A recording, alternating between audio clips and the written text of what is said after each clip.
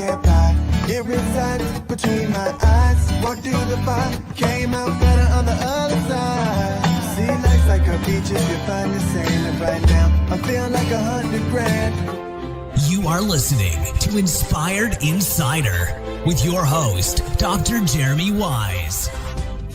Dr. Jeremy Weisz here, founder of InspiredInsider.com, where I talk with inspirational entrepreneurs and leaders. Today is no different. I have Alice Chen of AliceChenCompanies.com, where you'll see she's got a portfolio of companies. And Alice has quite a background, and she's got a diverse set of companies in her portfolio, which we'll go through.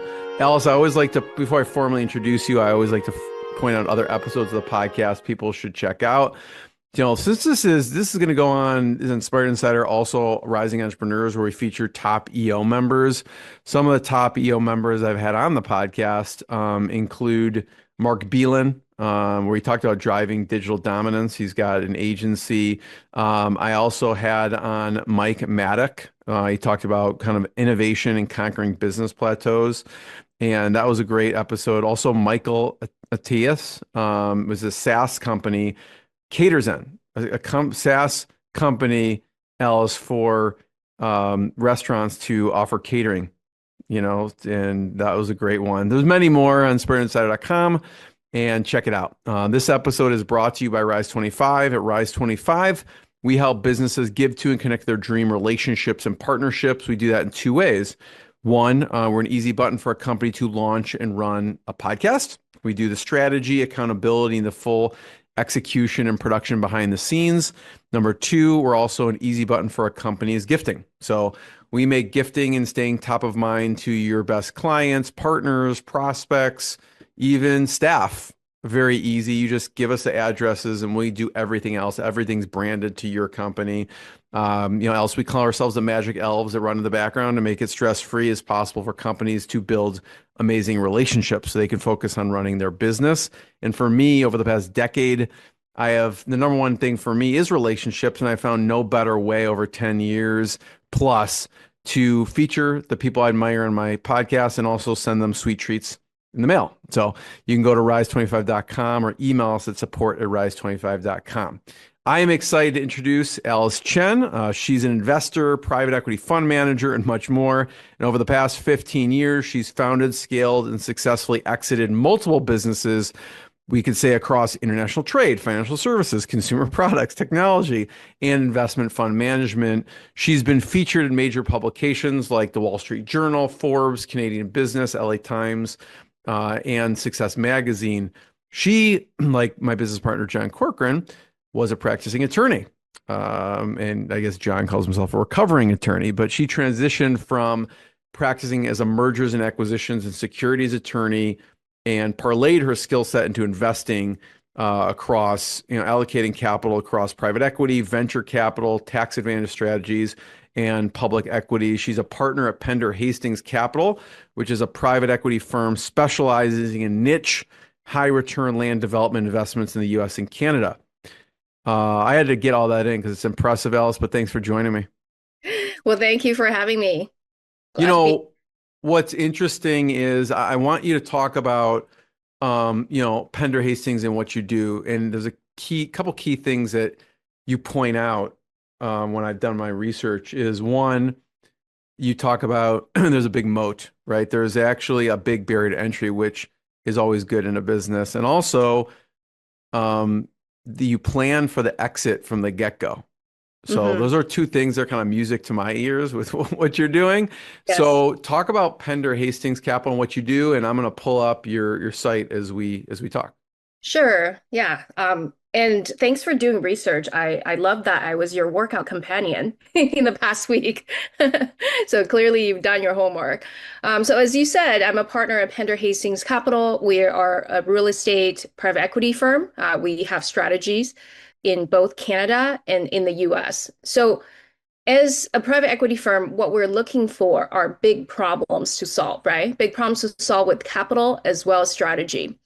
And real estate is actually hyper-local. I'm sure yourself and also people in the audience that have invested in real estate, you would know that what works for one market does not necessarily translate to another. So for us, in our home market, which is Vancouver, Canada, what we do is specifically something called multiplex development strategy. So it's a subset of multifamily development. And what happens in Vancouver is that because of the lack of housing, the government passed a new law about 2 years ago to exempt zoning if you want to convert a single family home lot into a multiplex, meaning a fourplex, a fiveplex, or sixplex, right? So that works for cities that have very confined land to build on. So urban centers like Vancouver, and then, going south into Seattle, Bay Area, San Diego. We call it ADU, accessory dwelling units. So ADU, increasing density through ADU build-outs. That's the term we use in the States. But in Canada, we call it multiplex development. So we have a fund family that's focused on that. And in the States, my business partner, James, who you see here on the website, we've spent the last couple of years actually taking our time to look into different potential strategies. So in 2022, James actually spent the entire year in Texas, mostly around Dallas area, looking at value add multifamily. But of course, we know that the interest rates started to hike up in second half of the year. And so with that happening, as well as some of the rents falling in certain geographies, that basically wiped out a lot of the equity in the deals in multifamily. So that makes that strategy not a thing to pursue, right? So then, since then, we, focused on the Canadian strategies and then looked at different things. We looked at building single family homes in Florida in scale, build to rent communities. We looked at different things. And I would say sometimes in business, you just kind of encounter a lucky break. And that's kind of what happened to us. So about a year ago, I attended a conference, a real estate conference, and I bumped into a best-in-class land developer. So we are now capital partners to best-in-class land developers in the country, in the U.S., that turn raw land into finished lots for national home builders like the D.R. Horton, Lennar, Toll Brothers, these really scaled home builders. And so land development is not something that you hear about every day, right? So certainly, in everyday conversations, it's rare that someone would be talking about that. And so it feels to me that, one, it's a very refreshing thesis, and we like a big problem. It's a big problem because I don't know if you know, but there's actually a deficit of 4.8 million single family homes in the United States. And that is partially or mostly due to the trend of underbuilding since the last financial crisis, of 2010. So builders halted the build outs, as well as they kind of went into this pattern of underbuilding, and that created this pent up demand of single family homes. And so, so we, as a private equity firm, we want to look at a problem that's big enough that we can solve with capital and strategy in the coming 3, 5, 10 years. Right? Because we're putting in all this infrastructure, human capital, bandwidth into studying something. So we want to have a return on that investment.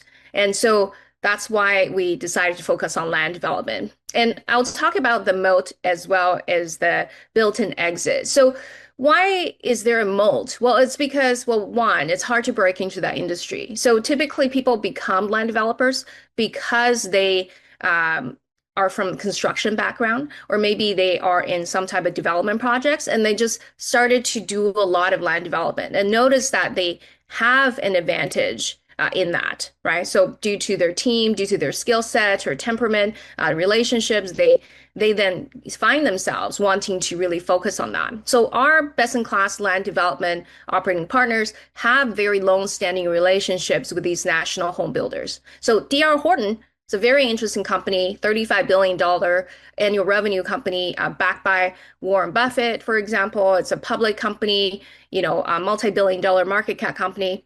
So for them, at such a big company scale, 81 profit centers across the USA. Guess how many homes they typically build in a year? I mean, Alice, I've listened to you so many times, so I actually know the answer to this, but Right. usually you say 90 to 100,000. So, Yes. Okay. yeah. Very good. Yes. Yeah. So, I mean, that was a surprise to me because I would think a company at that kind of scale, they would be building at least a Oh, if million. you asked me and I didn't do the research, yeah, I would say like a half a million. I mean, I don't know, based on what you're saying, the stats are, you know.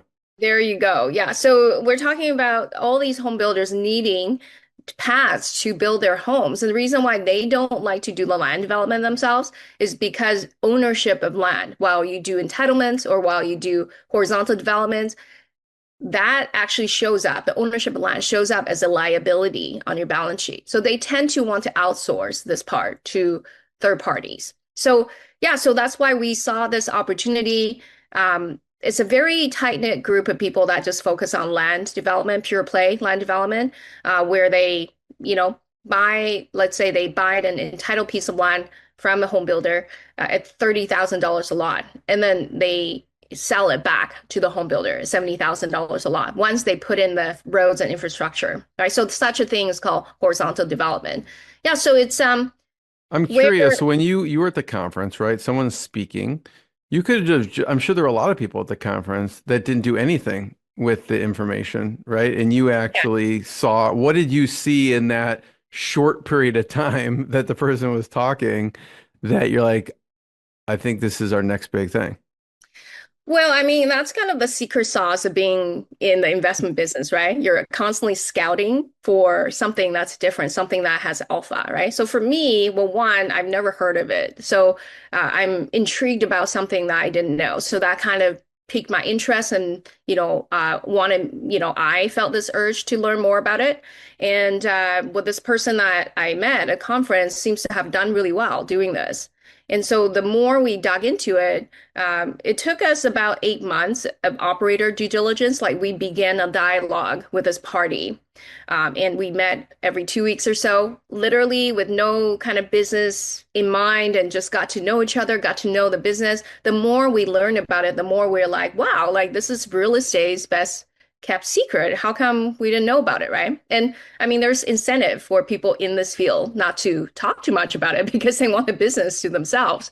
Like our best operator, they have businesses across the Sun Belt states, like multiple states, like, hundreds of millions of, project value pipeline. So if you can execute at that scale, like why share the pie, right? So I don't think there's much incentive for the people in this space to be talking too much about it. But for me, it was just kind of a rare unicorn combo of, okay, hearing something new, something that kind of makes sense, just based on what I know about the economy and where we are in the economic cycle, meeting an operator that seems to have done really well for himself, and just kind of liking all these elements. So it's no different than when if you're working in entertainment, you're scouting for a new, I don't know, Taylor Swift or some pop star or an actor. You just kind of have it, you kind of hone the instincts over time and you just kind of know you know something special when you see it. Totally. And talk about, how did you meet James? Yeah, so James is actually my original mentor in finance. So I think before we started recording a podcast, we were talking about just kind of what I've done. So I'm an entrepreneur that is driven by passion. So I go where my passion goes. For example, would not ever see myself owning a toilet manufacturing company because I'm not passionate about toilets. I never will be. I'm passionate about bidets, actually. So, Okay, there you go. Yeah, well, yeah. that's actually, some people have made really good business out of that thesis. But for me, my first business was in international trade, exporting Canadian wine to Asian markets. And that got me a top 40 under 40 title back in 2013. It's hard to believe that's more than 10 years ago. So from there, I then went back into mergers and acquisitions. I ran a boutique advisory firm, which was then acquired by PricewaterhouseCoopers. So when I did these interesting things, I got a lot of media attention in my home market of Vancouver. And I think James looked me up on LinkedIn when I was doing the M&A advisory firm. And he was just building his very first private equity fund. And in my mind, I've always wanted to work with capital, right? Because like whoever that harnesses capital can do a lot of good things, right? And do a lot of big things, hopefully not bad things, but it's just such a valuable asset. So I wanted to learn everything about capital. So I figured, well, James is building his first private equity fund. He has a temperament of a teacher and coach, like he really loves teaching.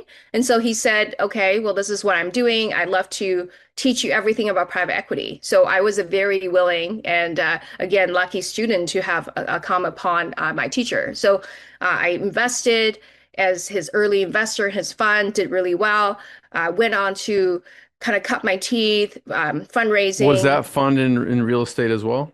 The one? No, it was actually traditional private equity. So buying businesses, boring gadget factories that spit out a very quality, earning stream of cash, right? So we like those businesses in private equity. So just kind of, practice and fundraised using his fund and eventually learn enough to aggregate all the top real estate funds in Canada and became a fund of fund manager myself. So this is apart from what James was doing. And then we reunited about 2 years ago when he's exited his prior venture. And I, have done 5 years or so of startups and wanted to come back into investing. And coincidentally, we're both looking at real estate and wanted to come together. Oh, so it was a little bit like the band had disbanded. The band members went on to do their solos, but then they came back to do a reunion tour. So this is a little bit of that reunion tour for us. I'm curious, Alice.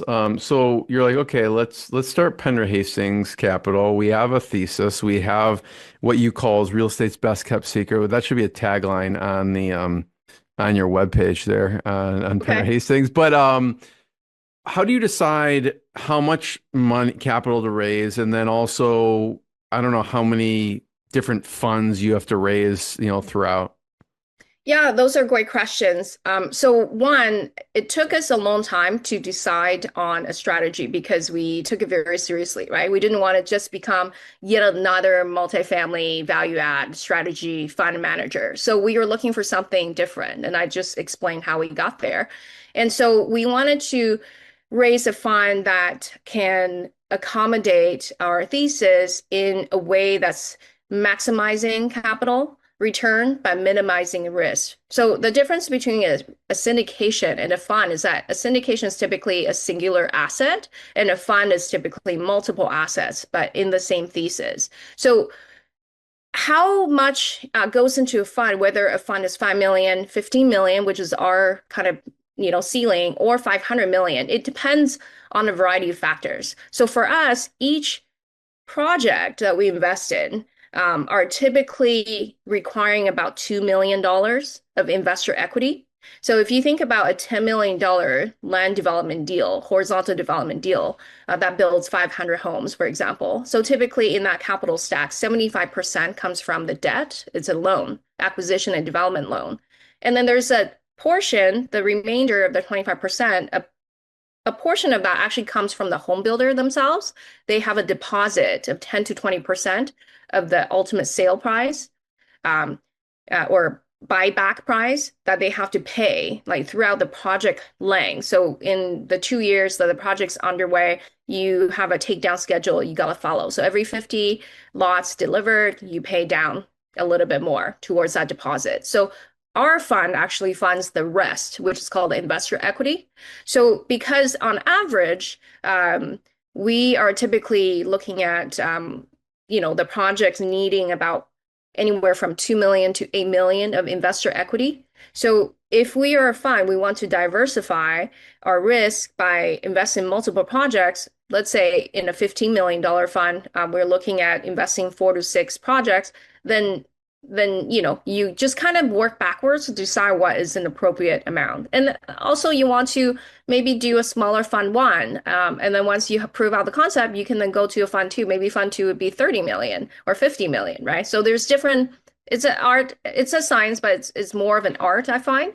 And it's just, you have to rely on your business judgment and understanding of the market conditions to make those determinations. Is there an active fundraising now, or are the funds closed? Oh no, we actually just launched the fund beginning of the year, so we're very Okay. much active. Yeah, so we are Who's looking a to, fit to invest? I know not everyone is, obviously. yes. Who do you find as a fit? Yeah, so we are a Reg D 506C fund, which means we only work with accredited investors. So if you're accredited investors, if you're an accredited investor and you are in the growth mode, you want to multiply your capital. We're a short-term fund of 3 years. So if you want to look at a quick multiplication, or we have an equity multiple 1.75 to 1.81.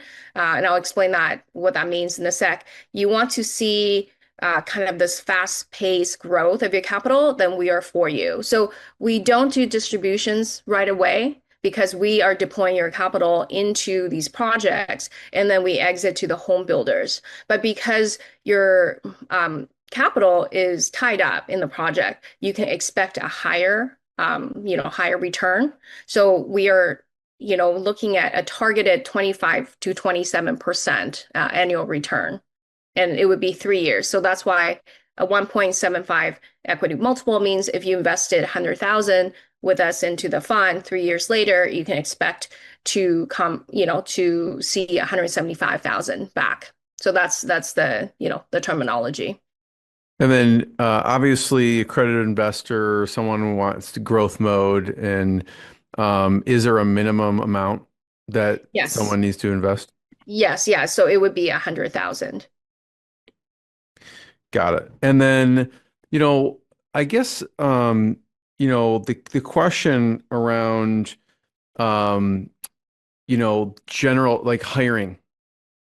At what Mhm. point do you decide, okay, like I saw on the team page, you have several team members, and at what point do you decide, okay, we need another general partner? Yeah, so we are actually interested in meeting the right one right now, because James and I are both Canadian and we came from the Canadian market. Our current fund, the land development, is not set up to take in Canadian capital. So it's only for Americans. And so we're very interested in meeting a potential general partner or maybe two of them that have a very strong foothold in the American market in real estate and really see the potential in this land development strategy and thesis and want to join us. What kind of background do you find that person would have? So we are looking for someone that has actually done fundraising successfully for funds for many years, if not a couple decades. So yeah, so someone that is very fluent in the space and has commands a following that would like to invest with them. So someone like that would be very ideal. But of course, this person would offer other type of input, whether it's marketing, whether it's operational efficiency, and they would have a say in terms of in terms of being a part of the investment committee as well. Yeah, that makes sense. And then what about what do you look for in a team member? I know it's you and James, and you have several team members. I'm curious, just from like a culture perspective, you worked in a lot of companies. What about from that end?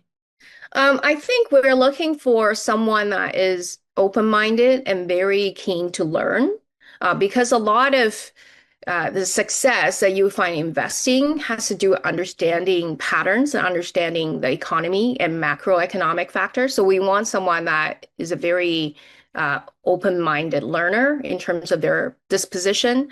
And we want someone that is a great team player, right? Because we are going to be in this partnership for a long time. And even though Fund One may wrap up in 3 years, we want to go on to do Fund Two, Fund Three. So we want to look for someone that we can get along with for a very long time. I have someone coming on maybe by the time this releases, it will already be happening. So I'll have to mention Scott McGibbon of Matterhorn Venture Partners. He's on more the commercial side, but he may know some people. I know, acquired and developed 10.6 billion in transactions as some principal deals, but in more the industrial, office, hotel sector. But he may know some people, so I'll have to Okay. share this with him. Yeah, He please may have do. some good people.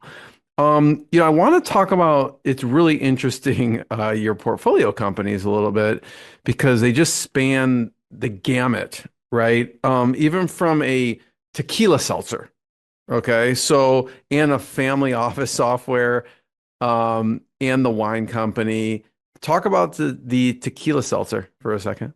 Yeah, so that was kind of a COVID hobby company that kind of got spun up because my co-founder Brent and I were so geeked out on mixing tequila and seltzer water or We tequila need and to drown our kombucha. sorrows during COVID. So, Well, there yeah. you go. Yeah, and then so we went to the stores, like we went to Whole Foods, and we couldn't find anything that we saw a lot of hard seltzers. So we said to ourselves, what is a hard seltzer? Like, is it gin based? Is it vodka based?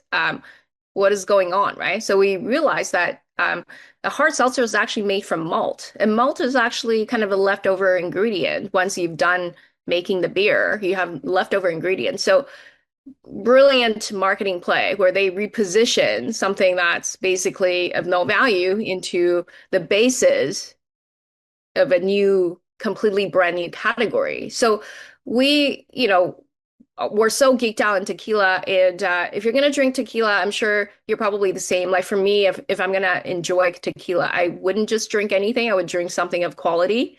And so we couldn't find anything we couldn't find anything in the market that actually was made with very clean and, premium tequila. So if you know tequila, the back of the bottle usually has a four-digit code, and that's called a NOM number, NOM number. And that is a number assigned by the Mexican government. They have a branch called CRT that just governs agave and tequila, believe it or not. And then they assign you this four-digit ID that tells you where the tequila comes from. So none of the RTDs, the ready-to-drink canned drinks in the market, with tequila. Well, now maybe there's a couple, but when we started, no one actually had that four-digit number. We're the first one to actually feature that because we actually use very premium Blanco tequila to make this product. So What's your favorite flavor here? my favorite is actually tamarindo because I like that kind of sour, tangy taste. And so that's my favorite. That's a crowd flavor favorite as well. I mean, a lot of people really like guava spice. If you scroll to the left, yeah. So guava spice is kind of a popular favorite. Aloe mint is a great chaser. The guys seem to really like aloe mints. Really light. That's my second favorite. Yeah. So I mean, all eight flavors are really, really good, and then they are actually available in Whole Foods in Southern California. Amazing. Hmm. Unbelievable. And what about we'll talk about, CPG, we have the private equity, and then talk about software for a second, my FO. Yeah, so it's interesting because even though it looks like my portfolio is such a wide range, I mean, I am not necessarily a founder of these companies. Some of these companies I'm just an investor. So this one, the fintech company, I am a co-founder, and this is where I think I talked about how I exited my second business, which is a mergers and acquisitions boutique firm, to PricewaterhouseCoopers in Vancouver. So I went there and hung out there as a senior deals counsel for 2 years. And I would say probably my biggest gain over there was meeting my co-founder of MyFo, Simran. So Simran's an accountant by training. She was kind of pegged as the next generation successor to the family office practice. And so her job is to advise family offices. Like in Vancouver, we have family offices like Chip Wilson from Lululemon, these different people. And so that's Simran. And so she always had this like knowledge in her head about how family offices actually invested or how they operated. And so, at some point we decided to leave the mothership and to actually do our own multifamily office to set it up. And so we did, and then a lot of clients followed us. And as we were doing the service deliveries, we realized that everything was so zero tech, like low tech to zero tech. We're talking about managing billions of dollars, hundreds of millions of dollars on Excel spreadsheet.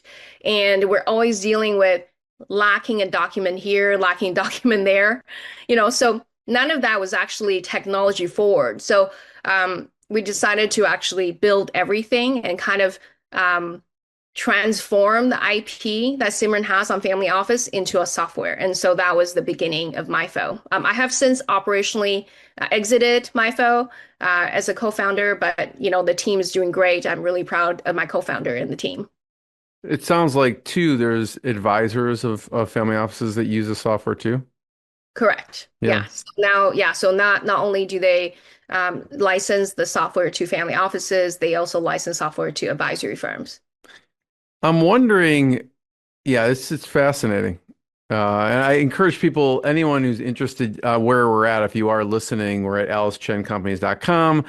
There's portfolio. We've been on poking around Pender Hastings Capital, then some of the other sites here that she has on here. But, I'm curious going back to your background because you started as an attorney.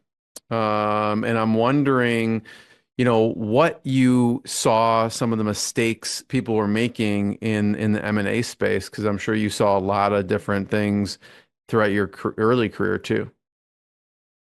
Yes. I mean, I saw a lot of companies suffer because of their decisions on timing. So sometimes, when you look at a unicorn exit, really the stars have to line up. Like the people, the company, the products, the timing. The timing has to be there. So, like for example, in the beverage space, there was a company called Nude. So Nude was the first vodka-based seltzer. This is a Canadian company based in Vancouver. And it was a huge thing. I would say 10 years ago, 15 years ago, it was a really huge thing. And I haven't fact-checked this, but I think the rumor goes that right before COVID, they were actually offered to be bought for 150 million.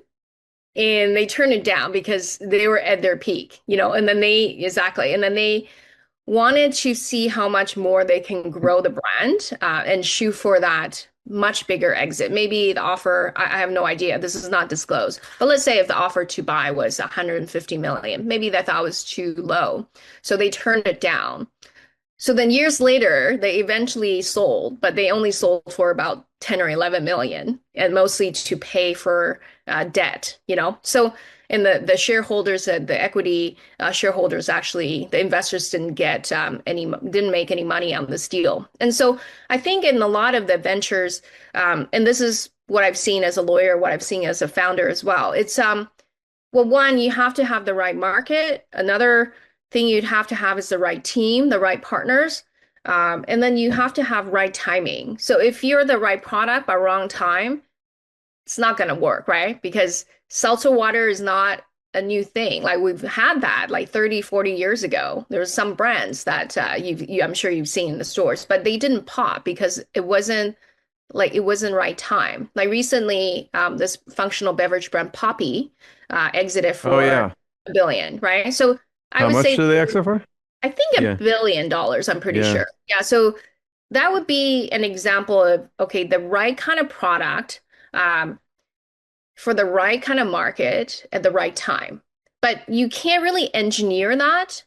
And that's, I would say, probably one of the lessons I've learned is that you can't really engineer such a unicorn exit. You have to just work on something that you are naturally drawn to and you're passionate about. And then you wait for the market to kind of mature into circumstances that facilitate such an exit, right? So for example, NVIDIA, Jensen Huang, he talks about this all the time. Like when he started with the idea of making GPUs 30 years ago, that was not a thing, right? But I mean, could he have forecasted that it was going to become the company it is today? He couldn't, because OpenAI wasn't a thing, AI computing wasn't a thing. And so I think the lessons from what I've seen and from my own experiences is that it's very important as a founder to just really focus on what really calls you and what really intrigues you. So you go to work happy every day. So whether you're making two more zeros, three more zeros, or no zeros, you want to be happy doing that. And if you can get to that place, then I think you're in the right business. I remember, thanks for sharing that. There was someone posted on the Poppy thing and they showed the before and after packaging. It was probably a marketing, company that does branding and stuff, but they're saying the reason they, one of the reasons they were so successful, you look at their previous like branding and then their current, obviously everything's popping and everything like that. The same thing people talk about liquid death. I don't know if you've had Yeah. that. Yeah, it's like it's, you know, um, carbonated water, but they've done a great job marketing and doing that. So I remember I had to your exact point, Rand Fishkin on, who started SEO Moz, who he now runs SparkToro, but he talks about they were having these just huge clips of growth and they got offered a large sum of money from HubSpot. And with stock, I don't remember what the amount was, but it was a lot because the Mhm. stock was worth a lot. And he turned it down because, like, no, it's not enough because we're growing at this clip. And similar story to what you just Yeah. told happened. So I don't know what the lesson is, but I guess if you get a good offer, consider it, I right?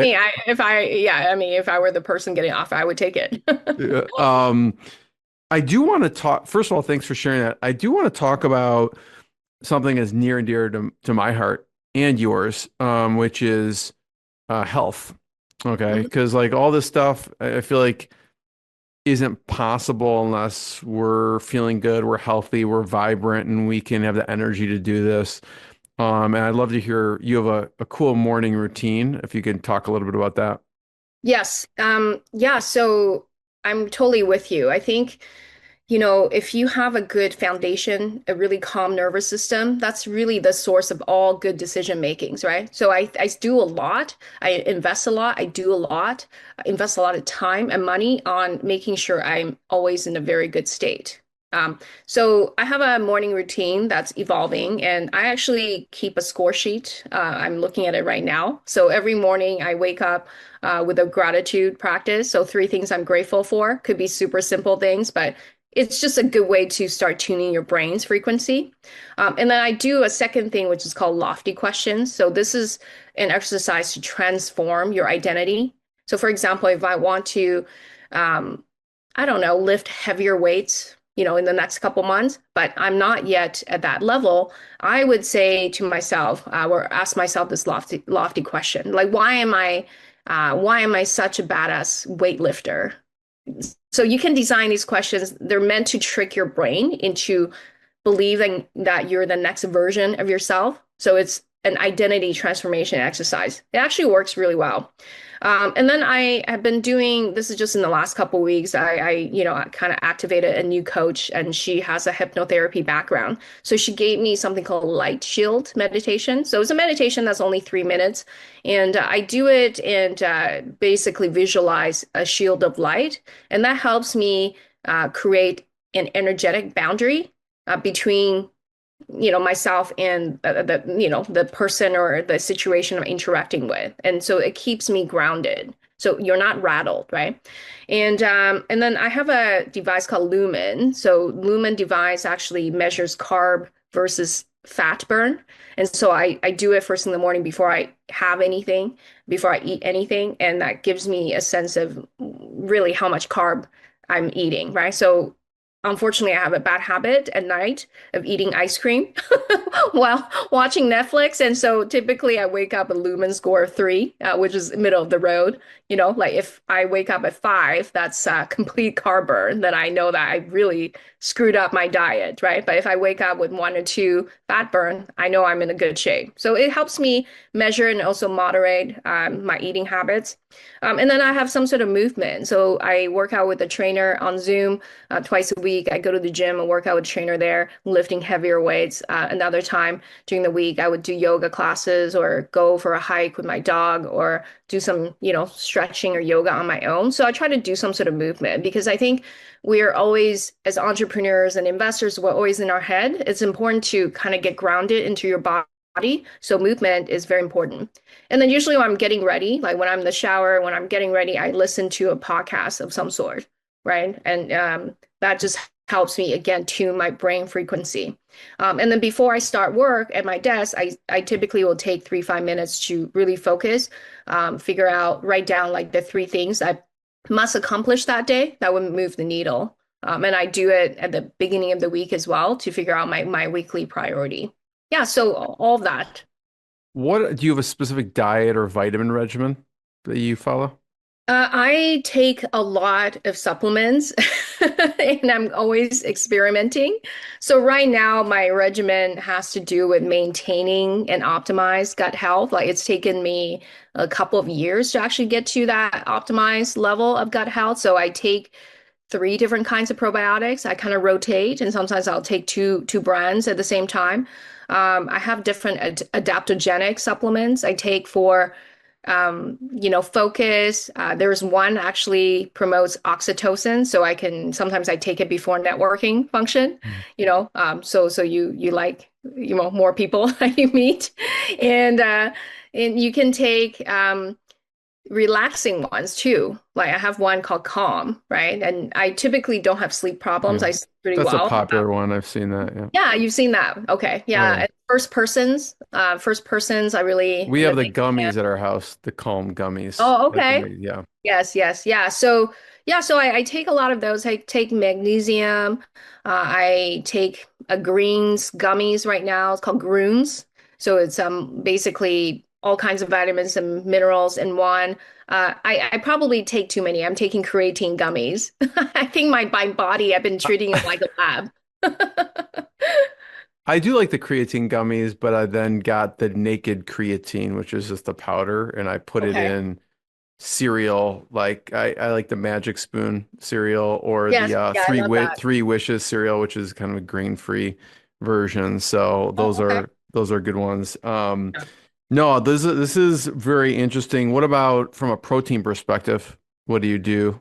Yeah, so I'm trying to eat more protein. So recently I've been experimenting with this muesli, overnight muesli mix called Hollows, HOLOS, which is actually pretty good. They give you a jar and then they give you different flavors and you just have to pour milk. I'm typically using some type of plant-based milk. So that gives me 20 grams of protein. Protein shakes sometimes I'll make. I mean, I like meat. I like eating steak. I like eating all kinds of animal protein, so I don't shy away from that. I will do some plant proteins like tofu as well. Yeah, Yeah, fan. I love it, Alice. I love to hear your favorite resources. First of all, thanks for sharing your journey. This is the last question, but I do want to encourage people to check out AliceChenCompanies.com and also, check out Pender Hastings, which is PHCfunds.com. You can check it out. If you heard that what they're looking for. Maybe at this time they've already found general partner or maybe looking for more, but contact them if you know someone or if you are looking to invest and you fit those criteria we mentioned as well. But I'd love to hear your favorite resources. It could be podcasts, Audible books. What are some of your favorites? You know what? Like right now, I'm super geeked out on AI. So my best friend is GPT, and I don't seem to do anything without GPT. It's with me when I'm creating a recipe for dinner. It's with me when I'm working work during the day. It's with me when I'm planning my travel. So it's just almost like a second brain. I don't know how I existed before, and now I'm actually kind of doing a deep dive into different AI tools out there. It What are really some want. of your favorites? AI Um, tools. yeah, I mean, right now I'm just kind of looking at the common ones, right? So digging into the different ones. But yeah, I mean, I was just on a meeting a couple hours ago. Someone recommended TripIt for travel planning. I haven't used it. Opus.pro. Apparently, it's some sort of agentic workflow for marketing or social media editing. So I'd love to check that out.